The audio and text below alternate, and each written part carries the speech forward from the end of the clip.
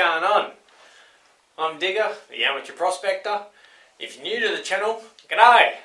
But if you're starting to get some great stuff happening in your beard from all the wisdom that I'm imparting, then thanks for all the support. Gold Paydirt review. Alright. What is Gold Paydirt? This here is 300 grams of pay dirt. So I've got in contact with an eBay seller. I'll put his eBay name up on the screen here so you can see who he is. But it's Gleno or Gleno1a or Gleno1a. But contacted him. We've got 0.4 as a minimum, 0.4 grams as a minimum recoverable gold. So for that was $40 and $10 delivery. So that's a $50 bag of pay dirt. That's it. A little bit, but just as we're home, you know, the weather's not perfect, so we're going to do a pay dirt review. But we've got another one coming up soon of the $100 pay dirt. Gleno1a or Gleno1a also does 1,000 gram bags of pay dirt in this little, comes with a pan and a little sucker bottle, but it guarantees a minimum of 1 gram of gold and 3 gram of gems, but that's for later. What we're going to do now is the pay dirt review for this.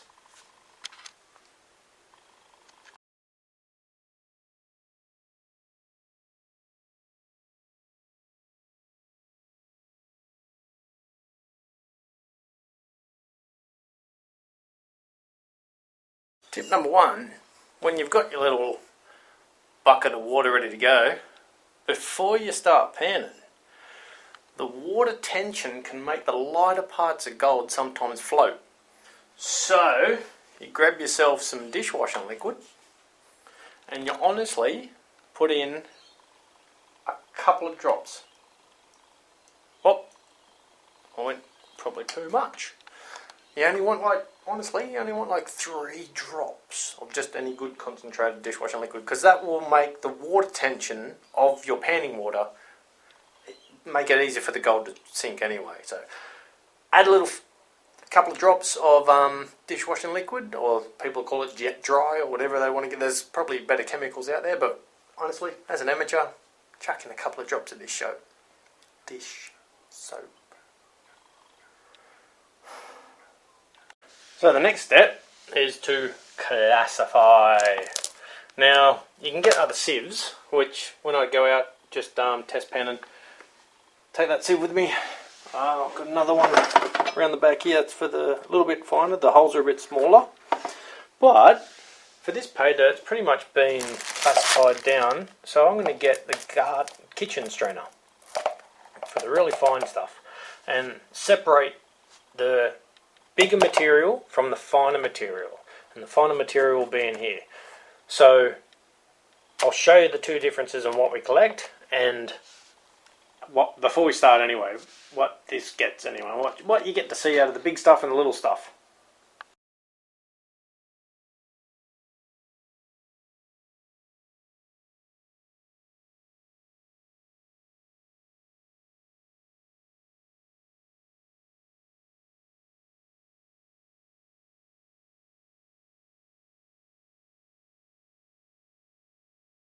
Bam! And we're classified down. So that 300 gram of dirt produced this much of the heavy rocks that were hidden amongst the dirt, but it also had that bad boy. I'll put him through and let him get washed up and stuff, and he'll look a bit smick of it. So far, that's not bad, just by freaking picking through the big stuff. I'm damn impressed. Well, it's a decent little, that's a nugget, Nelly. Well, yeah, I'll have a look. Anyway, and the fine stuff. This is where the gold's going to be. Oh, I'm feeling anyway. What the hell, I don't know. Find out in a sec. it's first review. So, let's see how it's going well so far. And see how it goes next step. Okay, then next step, the panning part. So instead of getting hold of all of this and trying to get it all done at once, what I'm going to do is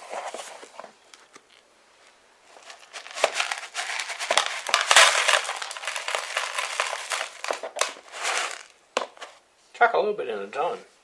I'm an amateur, like Jesus. And then we can work out what's in it and look for little gems and rocks and pretty stuff and maybe some more gold flakes.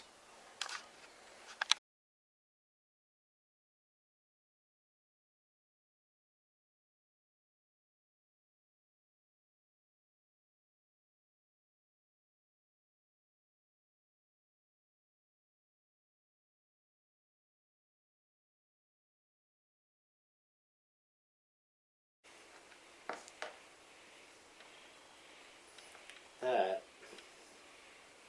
is a nice looking piece of gold. Yeah.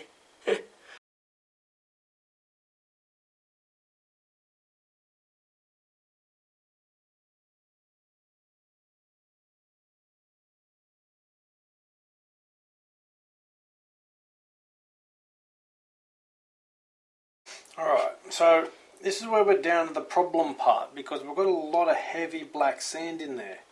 Now, a lot of people I've seen different strategies of doing it, and it seems that if you start swirling, see how it starts dragging everything over this one side. Well, that's going to take your gold with you as well, some of your fine gold. So instead of doing it that way, what we're going to do is, when we go to tilt the pan back to let the stuff run down, we're going to give it a shake. So as it's panning down, shake. And just a little shake. And you can see that gold coming through at the top. Just a little shake. Now, while you're there, I'll show you. We put water over this spot here, and I tap. See what the gold's doing? So now, when I go to wash it down,